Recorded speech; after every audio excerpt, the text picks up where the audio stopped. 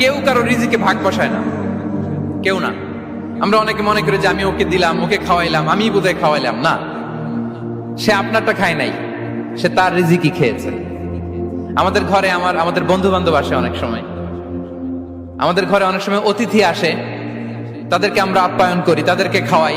আসলে সে আমারটা খায় না, সে কারটা খায়? তার নিজেরটাই খায়। বিষ্ণু ইসলাম এটা খুব সুন্দর করে বলেছেন। ওনার কাজিন চাচাতো ভাই আব্দুল্লাহ ইবনে আব্বাসকে একদিন অনেক নাসিহা করছিলেন। করতে করতে এক পর্যায়ে তিনি বললেন, ওয়ালাম, ইবনে আব্বাসকে বলছেন, ওয়ালাম আন্না মা আসাবাকা লাম ইয়াকুন লিইখতিআক ওয়া মা আখতাআকা লাম ইয়াকুন লিইউসিবাক। আব্দুল্লাহ, জেনে রেখো, যেটা তুমি পাওয়ার এটা তুমি কোনোদিন হারাবা না। যেটা তোমার হওয়ার কথা ছিল ওটা তুমি কোনোদিন মিস করবা না।